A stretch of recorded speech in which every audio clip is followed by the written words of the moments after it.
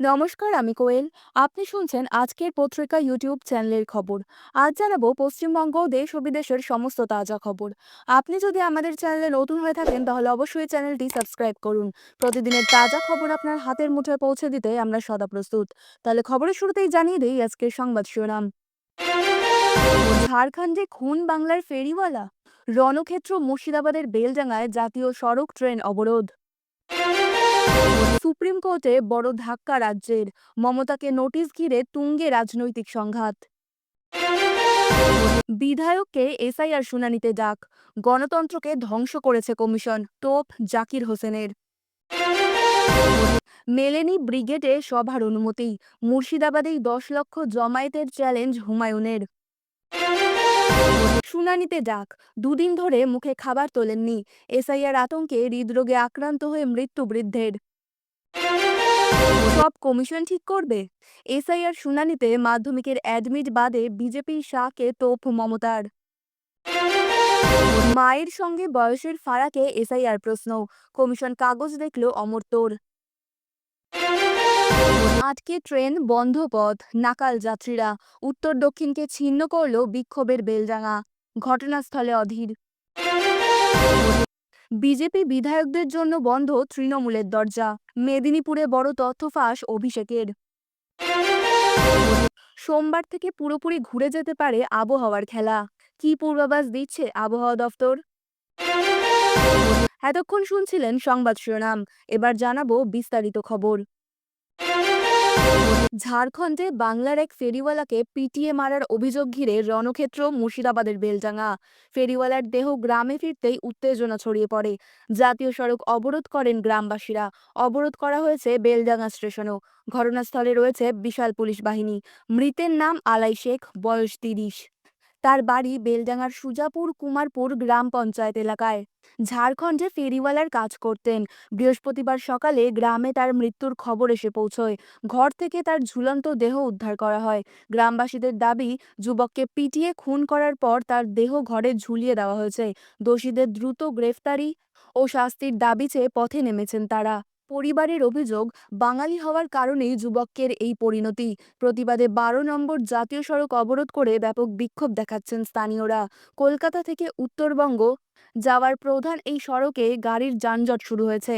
Tyre জ্বালিয়ে ব্যাপক বিক্ষোভ চলছে। প্রায় 3 ঘন্টা ধরে অবরুদ্ধ জাতীয় সড়ক।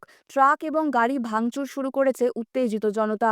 কয়েকশো পণ্যবাহী ট্রাক ও বাস আটকে পড়েছে। পাশাপাশি রেল অবরোধ করেছে বাসিন্দারা। লালগোলা থেকে শিয়ালদা যাওয়ার ট্রেন আটকে রয়েছে। পাথর ছুড়ছে বিক্ষোভকারীরা। পরিস্থিতি নিয়ন্ত্রণের বাইরে। তবে জাতীয় সড়ক থেকে দেহ সরিয়ে নিয়েছে পুলিশ। বিক্ষোভকারীদের সঙ্গে পুলিশ কথা বলে পরিস্থিতি নিয়ন্ত্রণে আনার চেষ্টা করছে। বিক্ষোভকারীদের দাবি, নিহতের পরিবারকে উপযুক্ত ক্ষতিপূরণ দিতে হবে। পরিস্থিতির গুরুত্ব বুঝে ঘটনাস্থলে মোতায়েন করা হয়েছে বিশাল পুলিশ বাহিনী। এই ঘটনায় রাজ্যের আইন শৃঙ্খলা পরিস্থিতি সম্পূর্ণ ভেঙে পড়েছে বলে অভিযোগ করেছেন বিরোধী দলনেতা শুভেন্দু অধিকারী। তিনি বলেছেন, গত পরশু থেকে ফারাক্কা থেকে চাকুলিয়া পর্যন্ত যে আইন শৃঙ্খলার চরম অবনতি দেখা যাচ্ছে তা দাবানলের মতো ছড়িয়ে পড়ছে।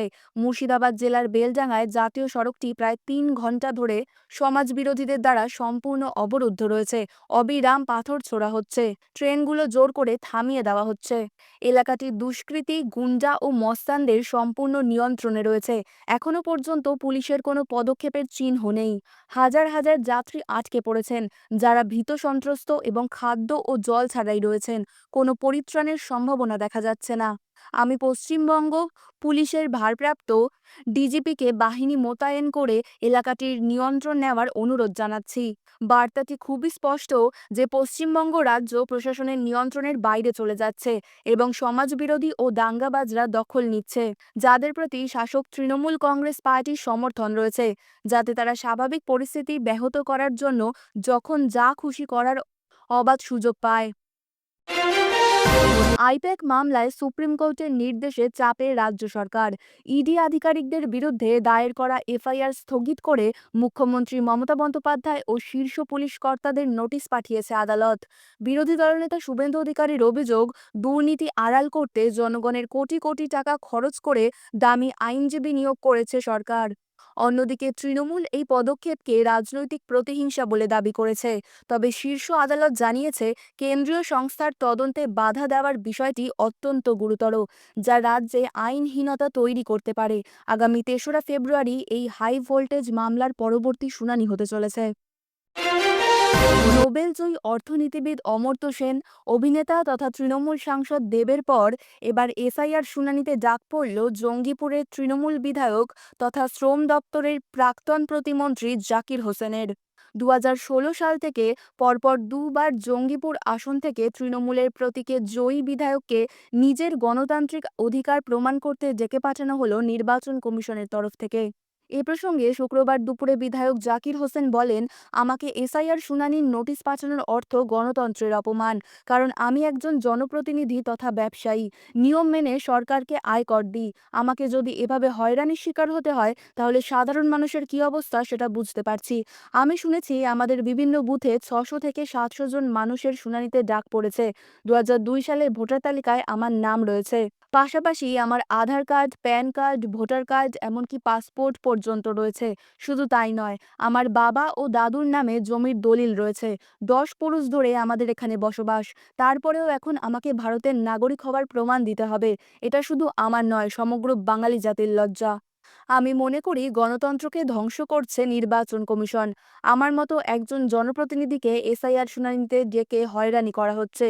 আমরা মানুষের জন্য কাজ করি। সেই মানুষেরাও যে কত হয়রানির শিকার হচ্ছেন তা প্রতিদিন আমরা দেখতে পাচ্ছি।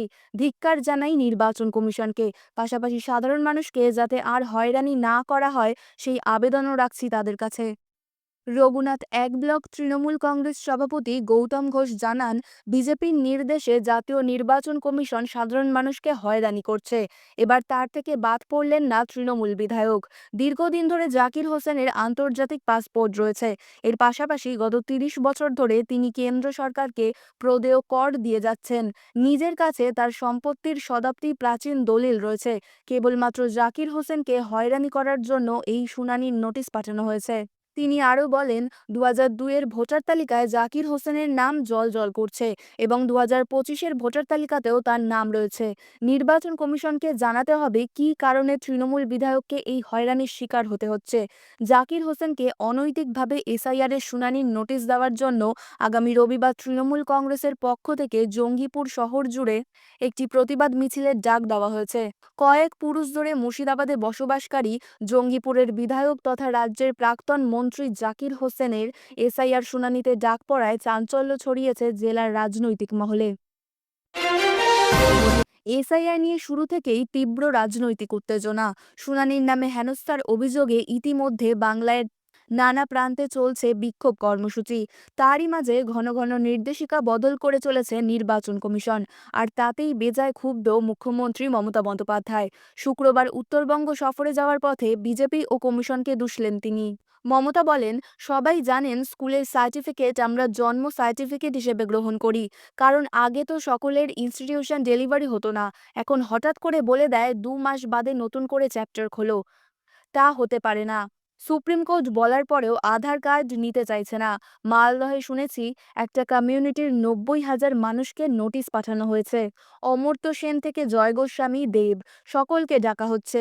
ডোমিসাইল সার্টিফিকেট যেটা সব জায়গায় গ্রহণযোগ্য, বাংলায় বলছে হবে না। তাহলে ভোট কে করবে? কমিশন, হোম মিনিস্টার আর বিজেপি মিলে?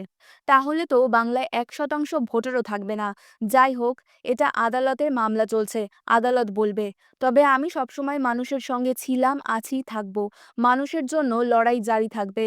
অন্যায়, অত্যাচার, একনায়কতন্ত্রের বিরুদ্ধে লড়াই চলছে, চলবে। সরাসরি নির্বাচন কমিশনকে দুষে মমতার প্রশ্ন, কোনো রাজ্যে হচ্ছে না এগুলো, বাংলায় হচ্ছে। কেন অন্য রাজ্যের বেলায় সব মানবে, বাংলায় নয়? নির্বাচন কমিশন ঠিক করবে। শুধু বিজেপিই সব, আর কেউ নয়। চেয়ারের মর্যাদা রক্ষা করুন, নইলে মানুষ সম্মান করবে না। চেয়ারের পরম্পরা রক্ষা করুন, মানুষ আপনাকে শ্রদ্ধা জানাবে। মমতার বিশ্বাস, এসআইআর ইস্যুতে দায়ের মামলায় সুবিচার দেবে আদালত, জিতবে সাধারণ মানুষ।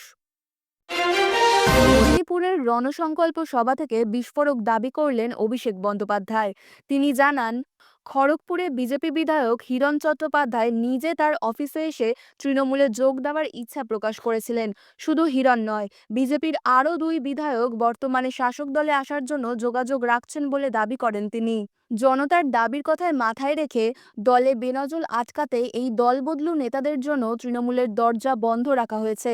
২৬-এর বিধানসভা নির্বাচনে মেদিনীপুর জেলাকে ১৫-০ করার লক্ষ্যমাত্রা নির্ধারণ করে দিয়ে অভিষেক স্পষ্ট জানান, কোনো সুবিধাবাদী নয়, বরং দলের বিশ্বস্ত সৈনিকদের ওপর ভরসা করেই চতুর্থবার মমতা সরকার প্রতিষ্ঠা হবে।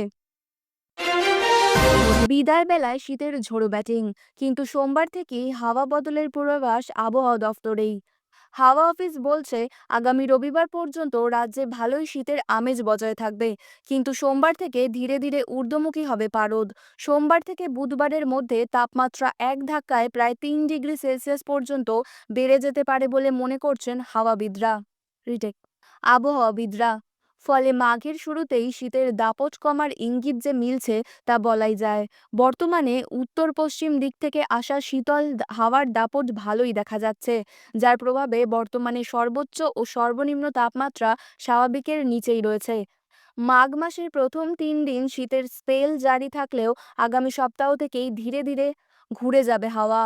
তবে শীত চলে যাওয়ার আগে বিগত কয়েক সপ্তাহের মতো দক্ষিণবঙ্গের জেলাগুলোতেও হালকা থেকে মাঝারি কুয়াশার দাপট দেখা যাবে। শুক্রবার পর্যন্ত পরিস্থিতি একই থাকলেও শনিবার থেকে সোমবারের মধ্যে কুয়াশার ঘনত্ব আরও বেশ কিছুটা বেড়ে যাবে বলে মনে করা হচ্ছে। কুয়াশার দাপট সবথেকে বেশি দেখা যাবে নদিয়া, মুর্শিদাবাদ, বীরভূম, পূর্ব ও পশ্চিম বর্ধমান, হুগলি এবং উত্তর ২৪ পরগনা জেলাতে। মাঝারি থেকে ঘন কুয়াশার চাদরে ঢাকা পড়তে পারে এই জেলাগুলি। কলকাতা ও তার পার্শ্ববর্তী জেলাগুলোতেও ভোরের দিকে কুয়াশার দাপট বাড়বে, ফলে দৃশ্যমানতা কমে যাওয়ায় যান চলাচলে কিছুটা সমস্যা হতে পারে। একই অবস্থা হতে পারে উত্তরবঙ্গের জেলাগুলিতেও, বিশেষ করে দার্জিলিং, জলপাইগুড়ি, কোচবিহার, মালদহ এবং উত্তর ও দক্ষিণ দিনাজপুরের কুয়াশার ঘনত্ব বেশি থাকবে। কোথাও কোথাও দৃশ্যমানতা ৫০ মিটারের নিচে নেমে যাওয়ার আশঙ্কা রয়েছে। আগামী শনি ও রবিবারের মধ্যে উত্তরবঙ্গের জেলাগুলিতে কুয়াশার দাপট সবথেকে বেশি থাকবে। খবর আজকের মতন এই পর্যন্তই। পরবর্তী খবর শোনার জন্য সাবস্ক্রাইব করুন আজকের পত্রিকা ইউটিউব চ্যানেলটিকে। সুস্থ থাকুন, ভালো থাকুন। ধন্যবাদ।